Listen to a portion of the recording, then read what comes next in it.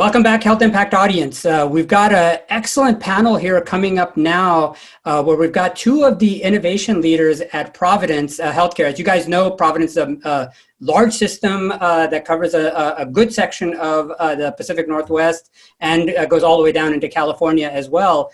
But that's not really what we have Sarah and Aaron coming here to talk about. They're going to tell us more about given all the changes that have occurred, mainly due to the pandemic over the last 6 months, but also because of many, many other things that Providence and other health systems have been doing for the last couple of years, how has the catalyst created what Aaron calls second and third order effects with respect to what's going on today and how much of that is going to stay versus we're going to learn a little bit from this particular pandemic time, but then we're either going to go back to normal in certain areas or use that as a launch point for other things.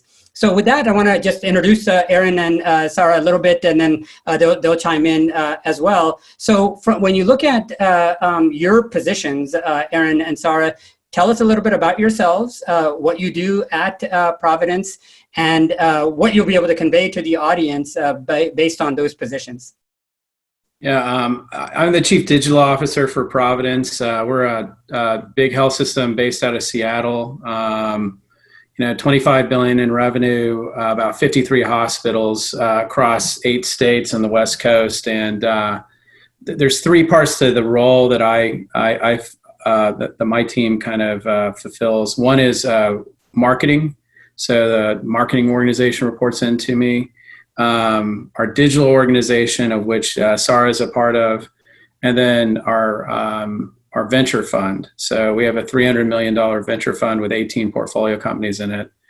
And then we'll get into it later, but those different pieces kind of interact in a specific way to kind of drive innovation for us. So that's a little bit about me. Prior to that, I was at Amazon for almost 10 years. And then prior to that, I started 2 companies in technology and banking and financial services software and manufacturing software.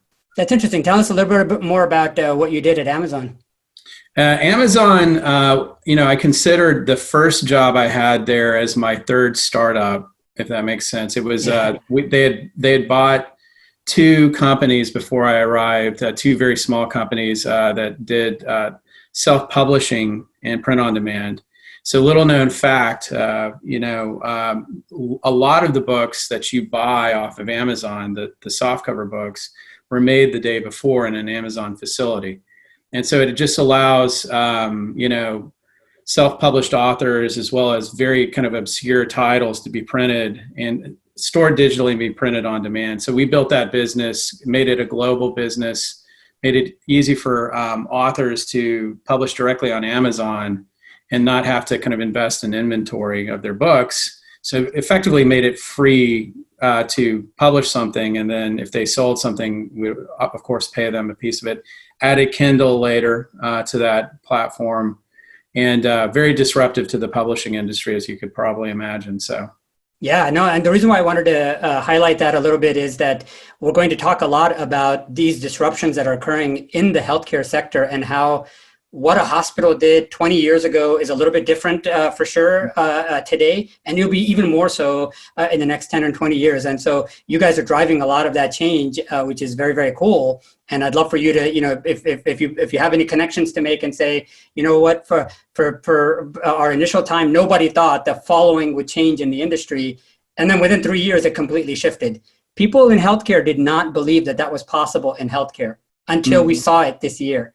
Yeah. So, and nobody ever says anymore, oh, that would happen. That would never happen in healthcare. Like everything that we said that for is now happening in healthcare. And that's what I love about this. So Sarah, jump in a little bit to tell us about your role and what you're doing alongside Aaron at Providence as well. Great, thank you.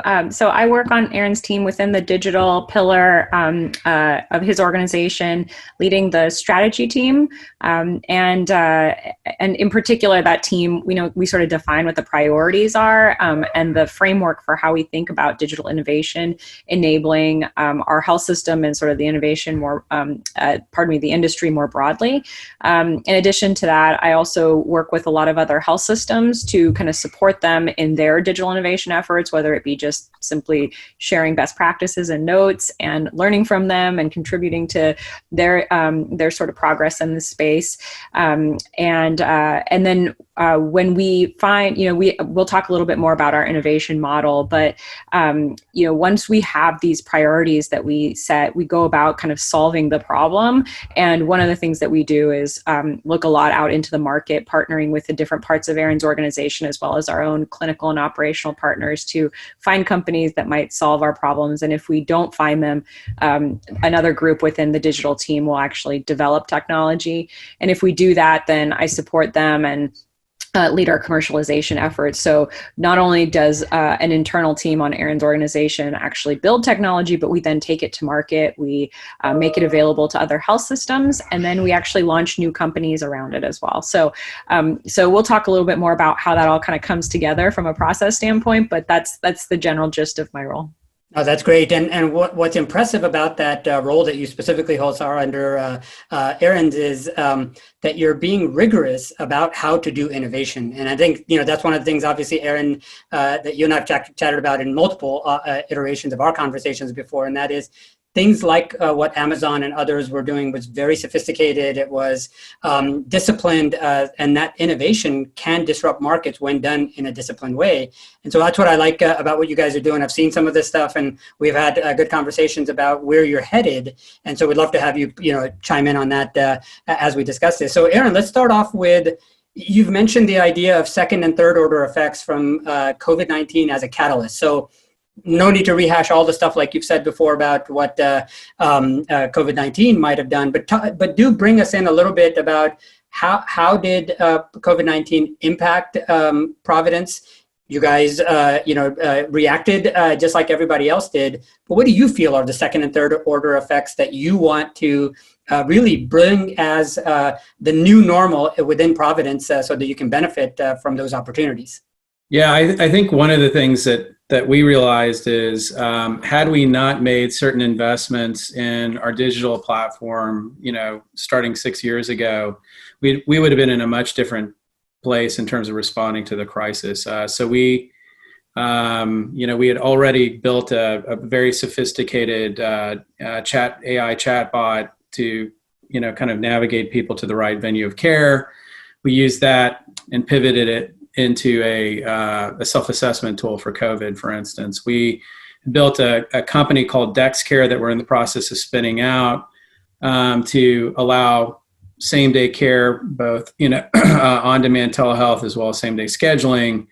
That was the primary way that initially we were doing video triage of patients who then who had self-assessed and had COVID symptoms and needed to be seen. And then we had used two of our portfolio companies, Zelth and Twistle, to create, effectively a remote patient monitoring platform that scaled that we could deploy very quickly and that could scale very quickly. So this is like 3 examples. There's a whole bunch of others. Like my counterpart, our CIO, BJ Moore, had fortunately gotten us up on Teams as an organization, literally just, I think, 6 months before, right? And so had we not had that, it would have been a much, kind of different scenario in terms of communications once everything kind of got locked down. So that was kind of the initial response. I'm going to hand it over to Sarah to talk about like what the, kind of the roll through, what we're kind of seeing, and play, kind of what we think will play out and what we have seen play out in terms of how COVID is kind of impacting the industry. Yeah, and what Aaron described is it was sort of the response phase. So we split everything out into sort of response, first order, and second order. Response was what we did immediately. First order is the things that we've seen beginning to evolve since the sort of initial spike. And then second order, and this is not a matter of, I would say, importance or priority. It's almost like a sequencing kind of notion. And then second order is how we think things will sort of play out from here toward hopefully an evolved and better future, frankly. So what Aaron described was in the response phase. And in addition to what he described, around sort of the mobilization of our resources, we had to do a lot on a different vector, which was essentially recovery. So what happened immediately was we shut down a lot of our ambulatory network and our physician practices because of the immediate need. But recovery then under those circumstances became very important. So that was sort of in parallel to how do you mobilize, but also how do you kind of continue to care for folks, right? And recovery is how we thought about that. Then the second, the sort of the first order beyond the initial response phase was, minimizing the impact, mitigating the impact of COVID on an ongoing basis through managing trust and safety and things like that around how we're delivering care and keeping folks safe in our environment, especially given that it really needed to be done locally because at the federal level, there just wasn't that level of coordination. And so managing that, mitigating safety and trust, especially with employers and employees and with our patient community was just another really important first order impact that kind of came next. And then within that also, we noticed just this really dramatic need for business model evolution, frankly. What happened with health systems was because we all had to, in that initial phase, kind of shut everything down, there was a huge impact to health systems that were not, that were still kind of in that, fee-for-service environment, predominantly in that fee-for-service environment, Providence being one of them.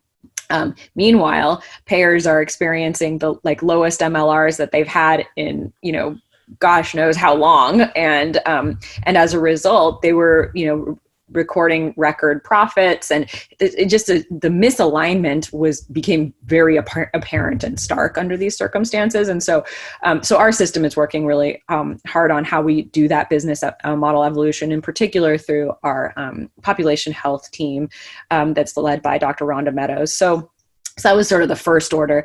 And then beyond that, there's all of these other things that are going to, as a result of the changing business model, as a result of our recovery efforts, as a result of the ongoing need for mitigation, that are going to be impacted. And that's how we thought, I'll give you one very clear example, just digital health and this notion of distributed care. The opposite of distributed care is very centralized hospital-centric care, right? We've kind of moved away from that. Now, in the last 10 years, we've been talking more and more about patient-centered care and patient-centered medical homes and things like that. That's sort of the next evolution. Then beyond that, imagine you can truly deliver care to people in their homes or at work or wherever they are based on what their needs, preferences, intent, motivation, all of these things are. And that you can achieve that in part through things like telehealth. We've been limping along in the telehealth world for decades, and with the catalyst of COVID, that's all changed. It's changed from a licensing standpoint, at least temporarily, from a regulatory standpoint, from a data privacy standpoint, all of those kind of core enablers, as well as just adoption. I think there are statistics that say between 60 and 80% of folks who have used telehealth have now used it for the first time in the last several months, right? So these second order impacts that resulted from the response and then the first order are the kinds of things that we're going to continue to see on an ongoing basis. And this notion of distribution and putting care in the hands of folks where they need it, how they need it, matching supply to demand, doing so dynamically, those are all things that we're going to see play out much more dramatically. Now, we've seen some backsliding. We saw huge spikes in telehealth, and now it's kind of tapering off. And it's incumbent upon us to put in the conditions to continue that progress. For instance, a really great provider experience, a really seamless patient experience, taking into account all sorts of factors around broadband and accessibility and knowledge and all these things, right?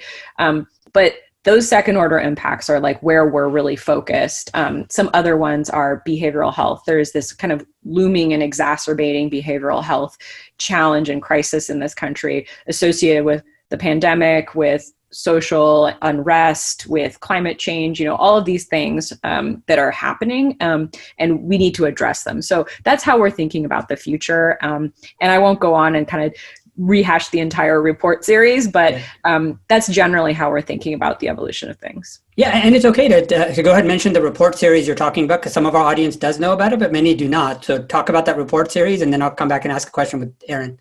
Great. Yeah, very quickly. So we took all of the this framework and have put it into what will ultimately be a 12-part initial series, and then we'll get updated on an ongoing basis about just how we think things are evolving. So we focused on what I talked about, like sort of response, first order, second order. The second order pieces are where we're going really deep. Because those are what we think are truly going to be the guiding trends for the evolution of toward what we call next normal. Whether normal is the right thing or not is a separate issue, but just where we're going. And so we make those available to everybody. If anybody wants to know how Providence is thinking about the world from a digital innovation standpoint, that's where it's all publicly available at our resource center, providence-digitalinsights.org. And it's available. We'll be updating things on a quarterly basis. These things, the report was not intended to be sort of the truth or 100% accurate, but really a stake in the ground from which we could continue to examine these problems going forward. No, and that by itself demonstrates sophistication, right? Inward, looking at the outside, figuring out how you're doing this, almost open sourcing your strategic thinking approach, right? That's exactly what you guys are doing. And anyone not watching what you're doing is just crazy, right? Because there's a lot of good material there. But one of the strange things, Erin, when you came on board at Providence a few years back, looking at the creation of the innovation team with Sarah and everyone else, looking at especially the venture arm, $300 million is nothing to sneeze at. I mean, that's what a lot of big venture funds are, and that's all that they do. What was it that said to you that, you know what, there is so much lack of innovation going on that we've got to spend our own money to build what we need at Providence? That was almost what you had to have said to the board or to others to say, okay, we are a hospital, but we're also going to be a VC fund. We are a hospital, but we're also going to spin out companies. That is not a natural course of affairs for hospitals, to say the least. But to do so at that scale, right? You're not saying I'm going to do one company every 4 years. You're spinning these out in fairly good cycles, and your thinking demonstrates that you're looking at the market and the brutal prioritization that you guys do, which we'll talk to Sarah about in a second. But tell me, where did that thinking come from, and can others do this, or is there something special about Providence where you've created this venture arm and the innovation team the way that you have?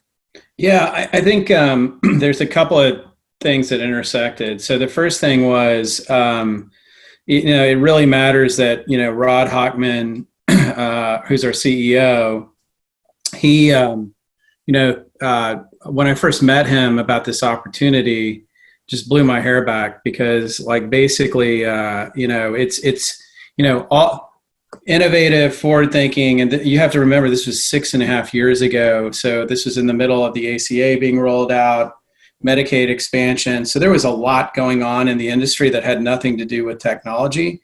And he was already thinking about the second and third horizon of okay, so, and it probably helps that, we live in Seattle and we're next to these, behemoth, big tech companies. But his general message was, there's just too much inefficiency and waste and bad customer experience in healthcare for the likes of Amazon, Microsoft, Google, Apple to ignore. I mean, it's a massive market. It's, it's probably, unfortunately, more than 21% of our GDP right now, but it's a massive opportunity. And, you have to put yourself back 6.5 years ago when I was, told the team from Amazon that I was leaving.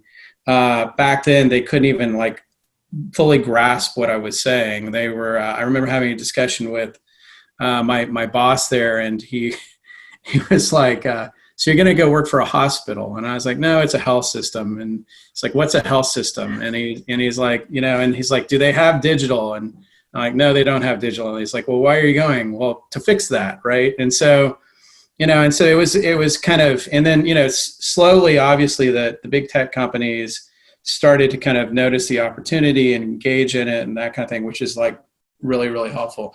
To answer your question about like why it makes sense for us to do this is a couple things. One of the things I learned about, how tech companies disrupt industries is they don't do it just to disrupt the industry. They're following kind of what the consumer wants, and they'll get what the consumer wants. They'll pursue that customer experience by any means necessary. So if there's like, in the self-publishing example I gave you before, they didn't care there was an existing incumbent industry there. Like that was kind of immaterial.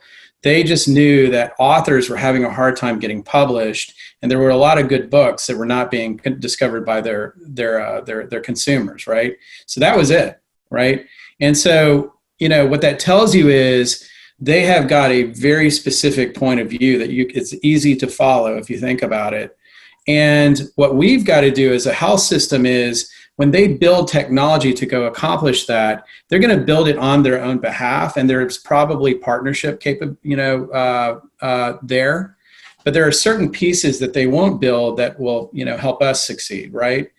Same thing with the venture community, same thing, and so kind of what Sarah's team does is we try to avoid building, if at all possible, because it's expensive, complex. Creating a company is not a small thing.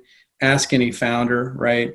And we've done, we're on our third one so far, but when we see kind of a blank space in the market, that is important in what we call, a needle mover.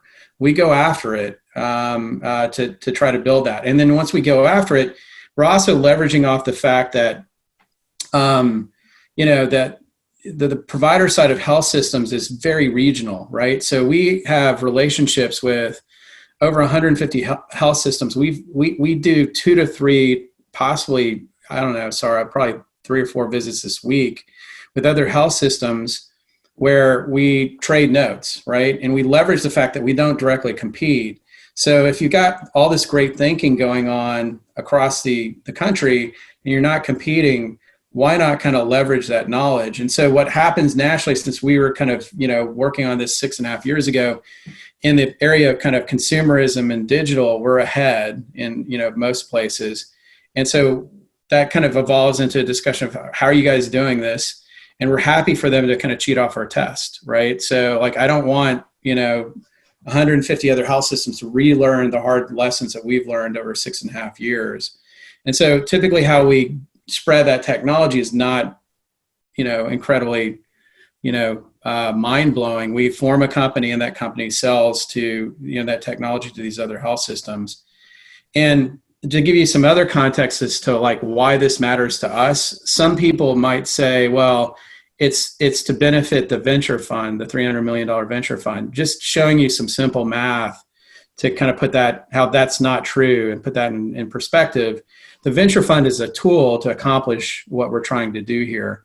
So if we double the $300 million and we return $600 million to Providence, sounds great. 300 million of net benefit, right? Well, here's the thing. Divide that over 10 years, because that's about how long it's going to take. So that's $30 million a year on average, right? Okay. We have $11.5 billion in cash. We spend more than $30 million a year on just like investment banking fees and things like that, right?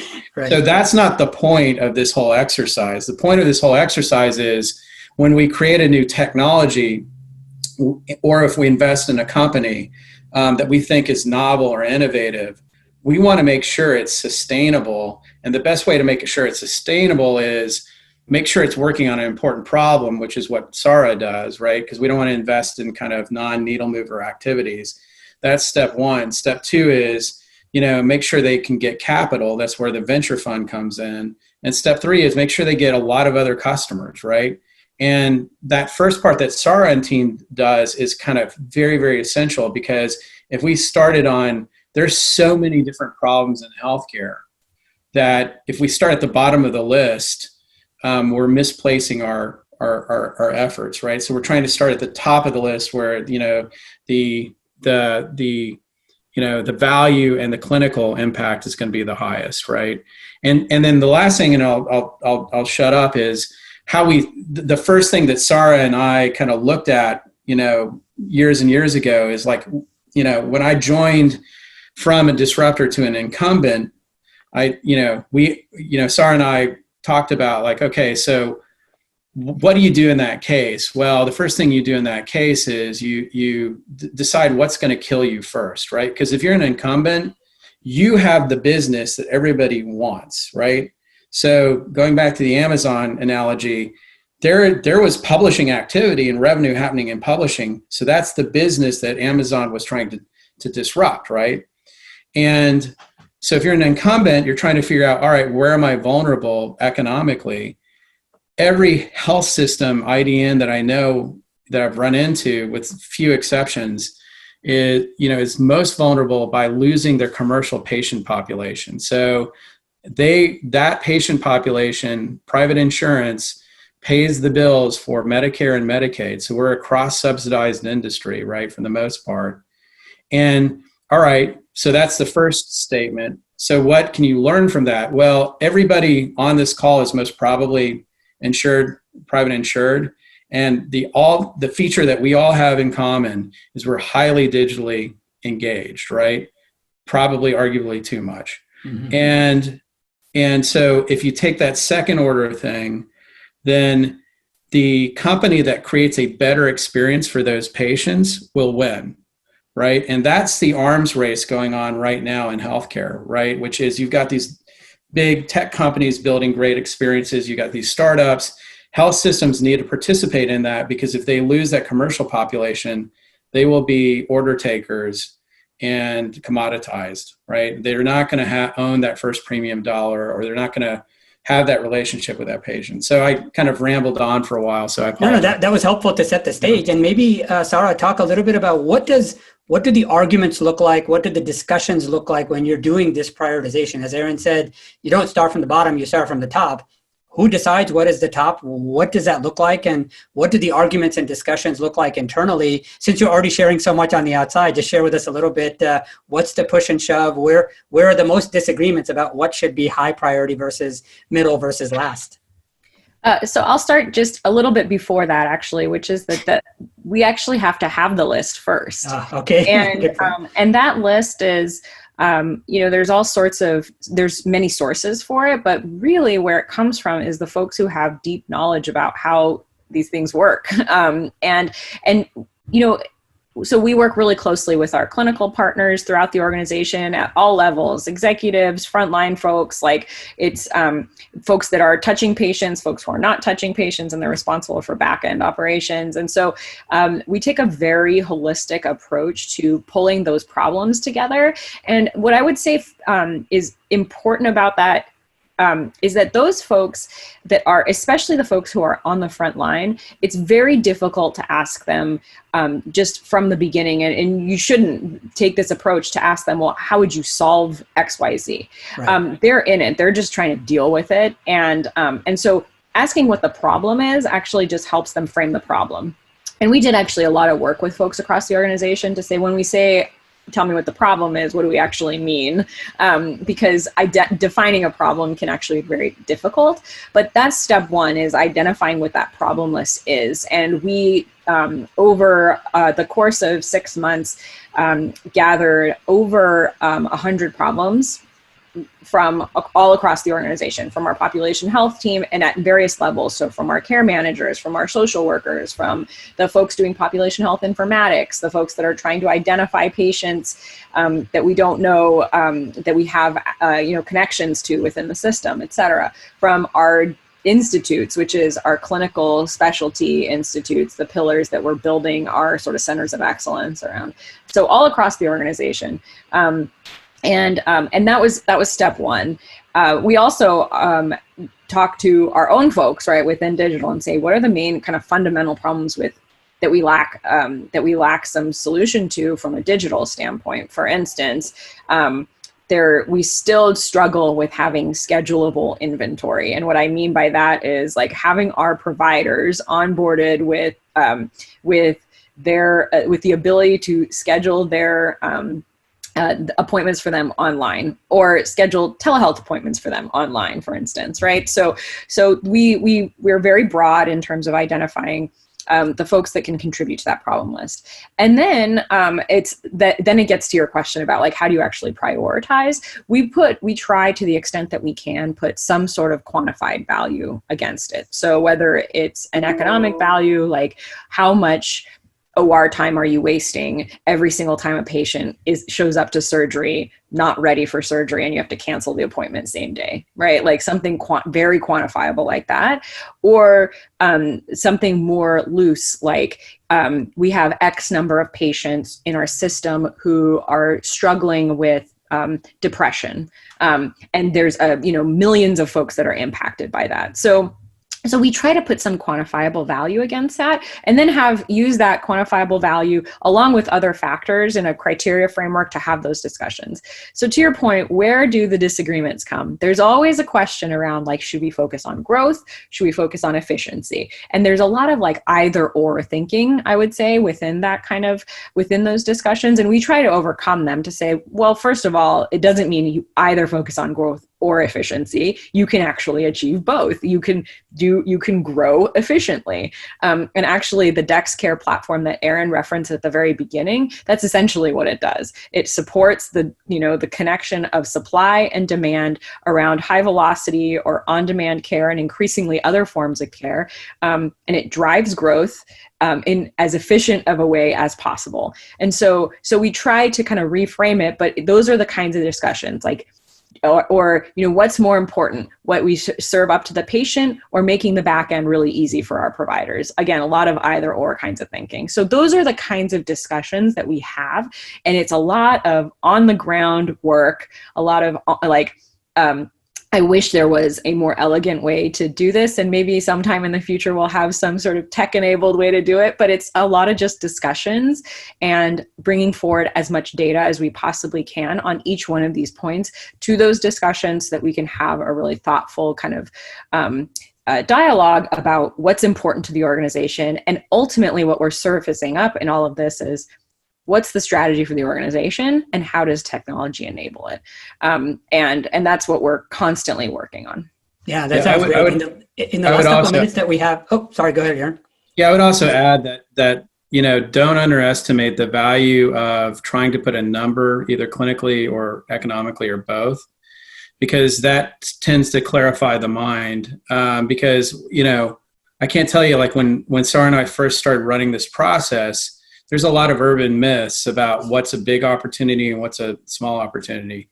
And, a lot of times people are largely right, but there's some surprising situations where we were like, wow, that's not a thing. Like if you look at the economics of that, it's, at least for our health system, it's not as big as people are claiming it to be, because they're usually working off of, kind of anecdotal information. And one other addition to that is that we also augment that data and those numbers with narrative. So in some cases, it may look like the opportunity, if you quantify it, isn't that big, but there's a much bigger opportunity there somehow. So for instance, when we've talked about in the past around avoidable ED utilization, avoidable ED utilization is from an immediate sort of very direct, narrow standpoint, especially when we talk about Medicaid insured patients within our network, it's not a huge financial opportunity, but there's a narrative there that is much more important that we need to capture, which is that is often our first touch point with a Medicaid insured patient. And if we don't do something about that first touch point, it becomes much more difficult downstream to manage their care and their needs. And there are lots of cost implications associated with that. And so there's the data, there's the quantified value, and then there's also the story and how it fits together in terms of what we're trying to achieve. No, that sounds perfect. And in the last couple of minutes that we have before we turn it over to our audience to ask questions, so you've taught us a lot about how to think about the opportunities. What are some of the specifics that you guys are already doing today? What's your most important set of technologies or most important set of business model adaptations that you have prioritized as, like number 1, 2, and 3, and you're going after it full force? And we'll let Sarah go first, and then Aaron, you can take the last word. So the Dexcare platform is our next company that we're spinning out. So we're very focused on that. That is, sort of 3 pillars: demand aggregation, which is like, what are folks looking for? What services do they need? Intelligent optimization, so matching supply to demand in the right way, and ensuring that we can meet the needs of folks when they're looking for care. And then the third is navigation, so getting folks to the right care at the right place at the right time.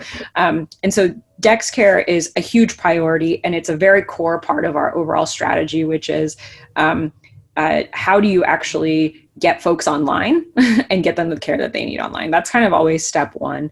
Step two is engaging with patients on an ongoing basis between episodes of care. And that's the second thing that we're working on, which is our patient engagement platform, which surfaces up based on data, contextually relevant content, communications, transactional things, et cetera, for the patient based on what is most relevant to them at the time. So those are two of the big ones. Erin, do you want to comment on the patient engagement platform or Smart Assistant or anything else?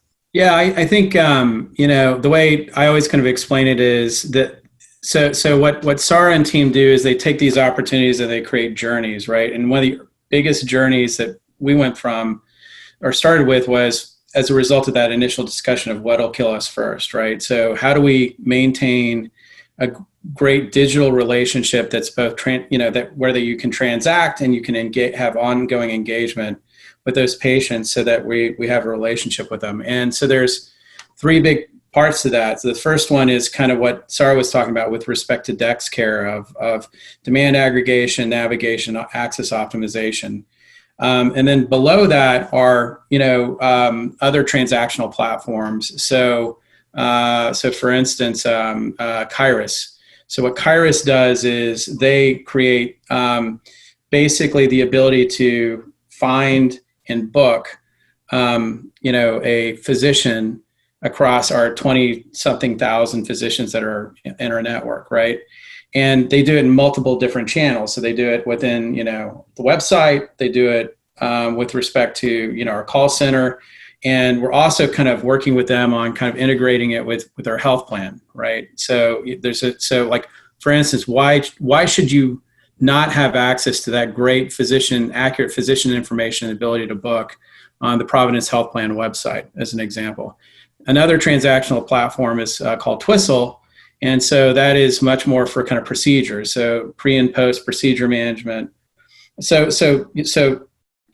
aggregating demand, having a transaction, and then to Sarah's point, once you've had that first, patient experience digitally, how do you keep them engaged between episodes of care? And so, you'll see, I would say in the next kind of 24 months, us kind of, investing in and spinning out technologies around engagement.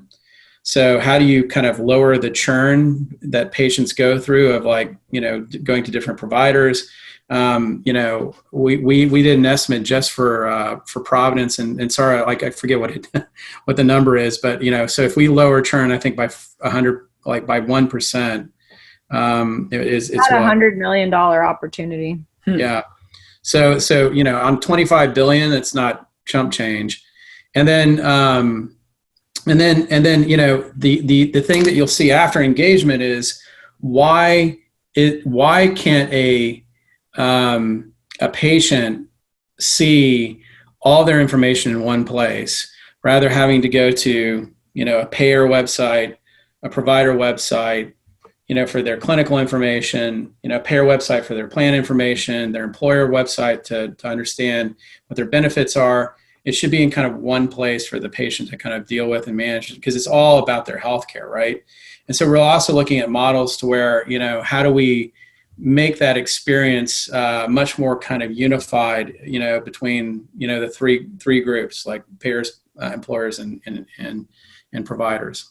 No, that's terrific. And I don't want to take up too much time because we have a lot of questions that the audience is going to ask. So I want to really appreciate you guys taking time here. I want to thank you both, but please do stay on while our audience asks questions.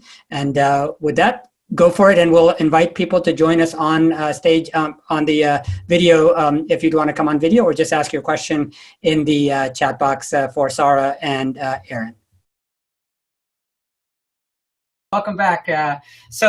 You saw a very lively chat going on, and I wanted to start off the question primarily with Niels first. He asked, he said two parts of it was, one was that the biggest deal in the last 8 months has been the rise of telemedicine, but the GDP to debt ratio hitting crazy levels, which means we'll have to cut Medicare and Medicaid for real.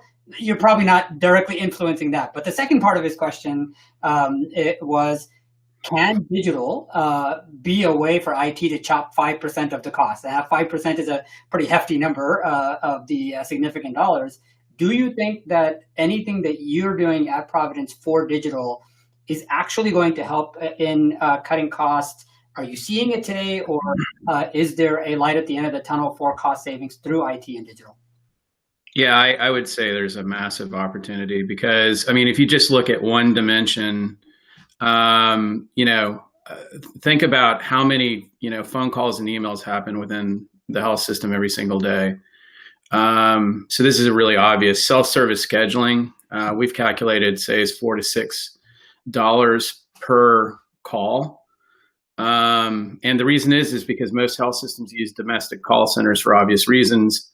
And so they're very expensive, or they don't even use a call center. It's all kind of coming into the clinic. And so you've got a lot of wasted kind of, highly valuable time just in that one example.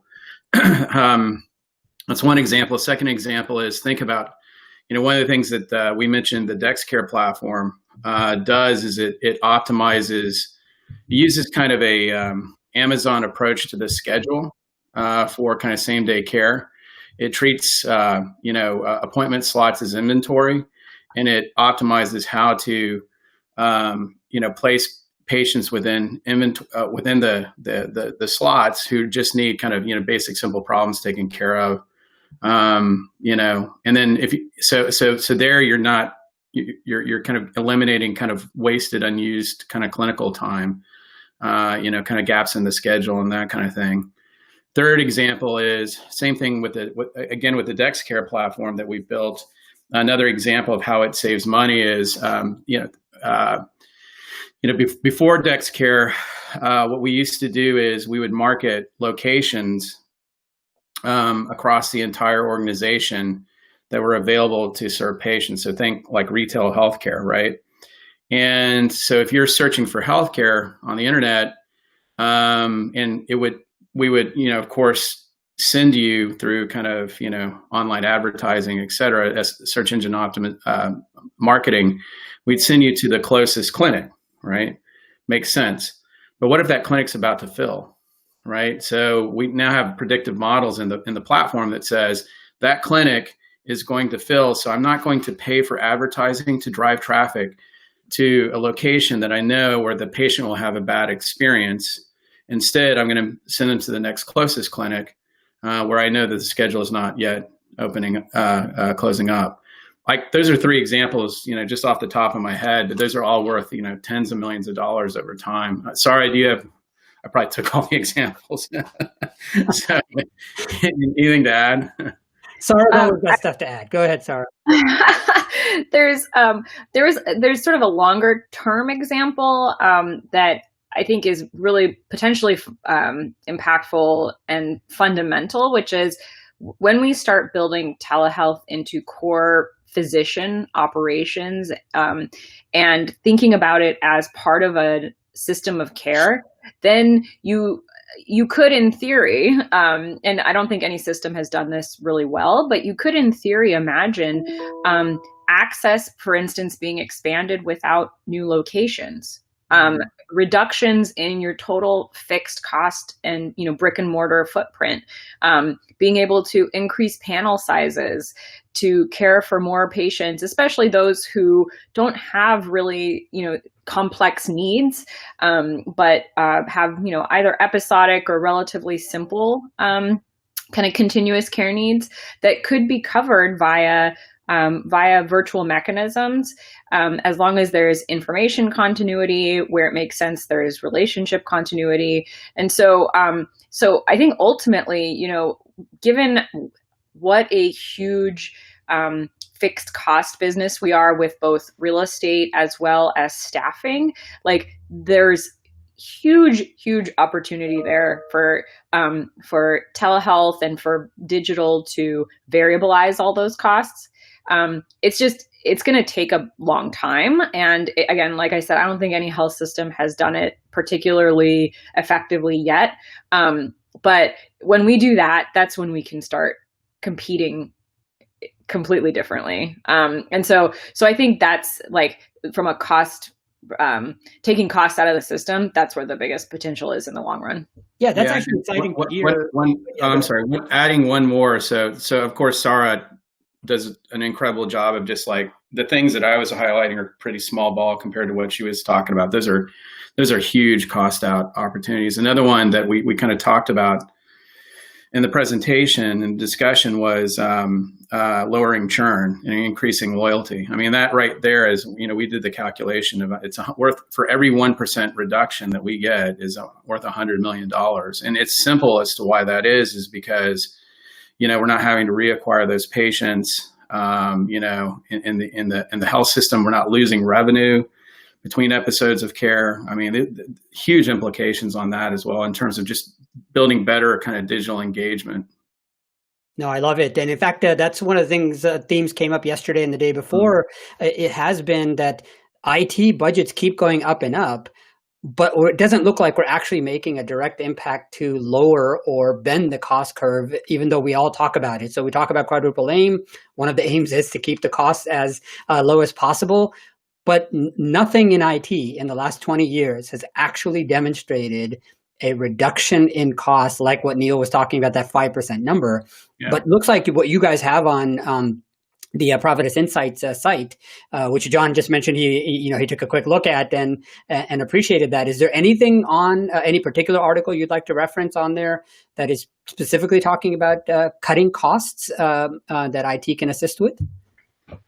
I don't know if I would say it's specifically around cutting costs, but more fundamentally about how we change the health system and health industry business model. So there are a couple reports that actually talk about this exact issue around our huge fixed cost structure and the experience that it creates for patients and where some of the opportunities are. The first one is our distributed care report. It's called Distributed Care and Digital Health Acceleration. I think I mentioned it in sort of the core talking points as well.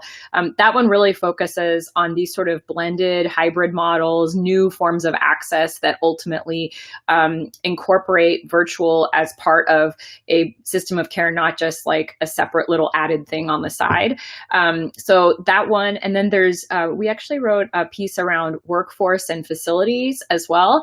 And that's where this other big issue around, like, we fundamentally, if it's a bit reductive, but if we were to say, like, what are health systems really in the business of, in addition to caring for patients, it's we manage a lot of real estate and we manage a lot of workforce, and there are significant opportunities for technology to support taking out cost on those two dimensions. So those are the two big ones that I would suggest. The third one is a little bit focused on supply chain, though I would say a little bit less relevant in this context.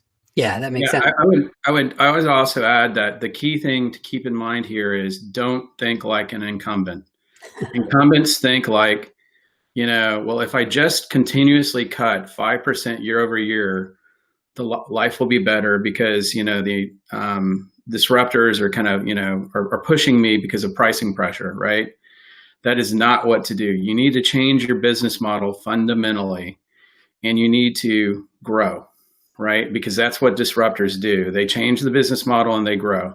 And so it doesn't mean you shouldn't be kind of cutting costs and trying to streamline your operations. But if you only do that, that is a path to, the ash heap of history, if you will, for incumbents, because that's the strategy they've all taken because it's first line of sight. And usually it's the thing that's the nearest opportunity when you're in a panic mode, right? You're just like, okay, well, we're kind of start heading towards a loss or already losing money. Let's just focus on cutting, 5% out of the organization and not make investments in the right part of the organization.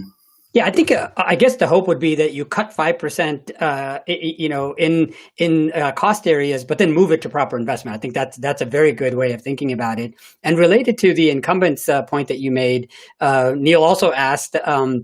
With rumors flying that Amazon is getting more directly into the provider space, is that a real threat that you guys see, or is that just made up kinds of potential that you're not really seeing in the marketplace yet?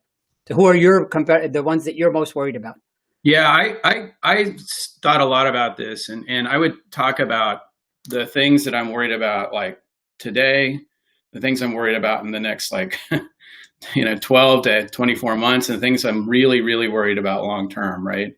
And the things I'm worried about today are actually not Amazon Care. I've got it on the radar. I know it's coming, and it's going to be a thing, right? So, but what I'm really worried about now are the big national, payer provider platforms like United Optum, right?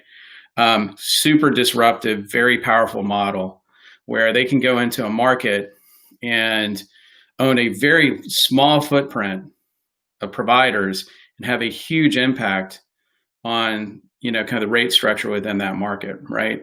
And because they benefit on the first premium dollar, right?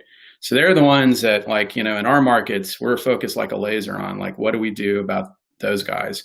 A very disruptive business model. The second kind of epoch, if you will, are the retailers, which are being pushed by Amazon to get into healthcare. So the super weird irony is, Amazon has all these they're kind of like, they have all these kind of, follow-on effects in industries because they got in, they're consuming, United States retail. And so there's less profitable space in retailers, square footage. So they got to figure out what to do with that. And so they all came up with the same answer. Well, let's put healthcare there, right? Mm-hmm. And that surely won't be disrupted. And then the irony is now they're launching Amazon Care. And then long term, it's models like Amazon Care, which is going to compete directly for first premium dollar. And the goal of all three of these organizations is to turn IDNs into price takers, and have them own the most expensive part of the value chain, right? Which is a very, very, very, very, very bad place to be. And so what you have to do is we always talked about it as, in the consumer world, you're fighting for the edges of the value chain, right? You're either fighting to own the relationship, in our case with the clinician, which is important, the source of value, or the final end user of value, which is the patient. And everybody on the patient side is stepping in front of it. And it's the same thing that happened in the publishing market, where, Amazon launched a website. Then Google came along and started owning search, right? So then Amazon launched a device to get in front of Google, right? Then Apple launched a device that was even better to get in front of Amazon, right? So everybody is trying to kind of step in front and be kind of in front of the consumer. That's the game you got to start playing, because if you get fifth in line, it's a bad place to be, right? And same thing with the provider. You have to own a great relationship with the provider as well. Yeah, that's great. And Sarah, we've got about 2 minutes left before we have to move to the next session.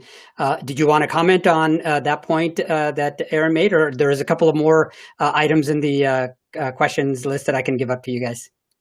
I couldn't possibly agree with Aaron anymore. And I think that in that, that second phase category that he talked about with respect to the retailers, Walmart is making some very interesting moves, and we often underestimate them in healthcare, but they've got an incredible footprint.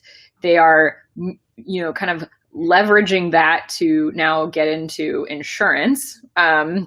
So they are, I think they're actually the sort of retailer that I worry about the most, because I think they're entering into parts of the value chain that demonstrate that they really understand where the value can be created.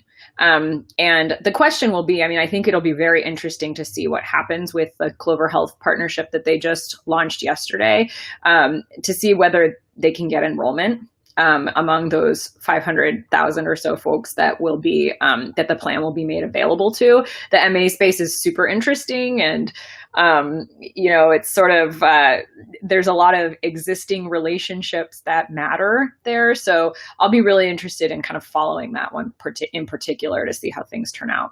Yeah, and that's a great way to end this part of our discussion. But there was a very small question that maybe you guys can answer. Aaron, you'd already alluded to the question. I think it was by Eric asking about patient surveys and HCPCS, et cetera. You made an astute observation that it helps you track progress, but not diagnose problems. Can you elaborate on that a little bit? Yeah, it's probably an overstatement. I mean, we use survey data in some cases, to help define the problem. Don't get me wrong about that, but it's not the most useful tool. The most useful tool is to put MVPs out in the market, test the real response, because consumers will tell you the actions speak louder than words, right? So what you want to measure behavior, not what people say they're gonna do, or what they say is the problem, right? And so the thing is what you learn in technology is push something out there that they can kind of react to, and you learn far more about that. Now, survey instruments and things like that, we use that kind of data all the time to see if we're making progress. So classic example is the NPS score, right? We use that all the time to see, are we delivering a great, valuable service? Are we hitting kind of some of the care abouts that patients, kind of are expressing and that kind of thing? But you shouldn't use survey information as 100%, of like trying to define the problem and build a product. Right. So it shouldn't be helping you create your strategy per se, because those are the it's one of many things you should use, but it's definitely not the thing you should rely on. Got it. Any last minute comments, Sarah, on that one? And then we'll switch over to the next session. I agree. Great. Awesome. Well, sorry guys, we're out of time, but it was a very lively discussion in the chat. And of course, what you have seen from both Aaron and Sarah is that they're very accessible. So not only are they accessible in the sense that you can send them an email and they'll respond, but they're already taking and putting together their thoughts. And Aaron has put up the link. It's providence-insights.org. Is that correct? I'm scrolling up to see if I can see it. If you haven't been there, I visited it. I've downloaded I've read the reports. They're really good things to do. But think of it as Sarah said, the opening salvo, right? This is their viewpoint. Mm-hmm. Think about it, and then send them back questions and maybe suggestions to add. And tell us what we got wrong and what we missed. I mean, that's the point of this, is for us to get feedback. That's what we get out of it, right? So. Yeah, excellent. All right, guys. Well, thanks a lot for participating here, and everybody, please join us on the next audience. You go back to your agenda, click the next session button. That's going to start in about 90 seconds. Thank you, Aaron. Thank you, Sarah. Thank you. Bye. Bye.